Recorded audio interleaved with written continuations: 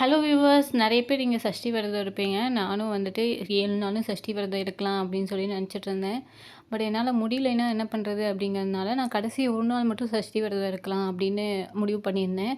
But ஆனா 5 நாள்லயும் இருக்கலாம், 3 நாள்லயும் இருக்கலாம் அப்படின்னு சொன்னதுனால, இன்னைக்கு வந்துட்டு நாங்க போய் கங்கணம் கட்டிட்டு வந்திருக்கோம்.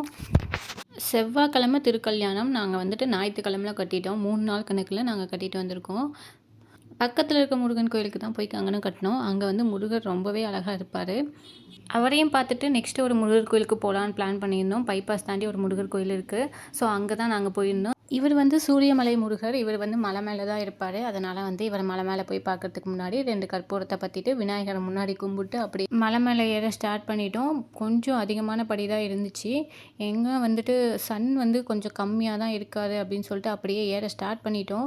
ஒரு வழியா கோயிலுக்கு வந்தாச்சு. இப்ப வந்து கோயில் மூடி தான் இருந்துச்சு. ஏன்னா வந்து இன்னைக்கு சண்டே அதனால வந்து நேரமா கிளம்பிட்டாங்க. 10 மணிக்கு முன்னாடியே வந்து பூஜையெல்லாம் முடிஞ்சிரும் அப்படின்னு சொல்லியிருந்தாங்க. சரி பரவால்ல அப்படின்னு சொல்லிட்டு முருகர பார்க்க முடியுதே போய் பார்ப்போம் அப்படின்னு சொல்லி முருகரையும் பார்த்தோம். முருகரும் அழகா இருந்தாரு.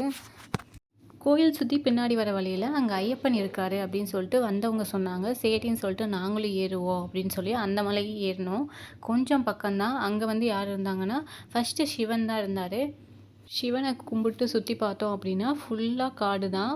ஸோ இங்க பார்த்தீங்கன்னா தெரியும். ஃபுல்லா காடு தான். சரி அப்படின்னு சொல்லிட்டு சிவன கும்பிட்டு அப்படியே ஐயப்பன பார்க்க கிளம்பிட்டோம்.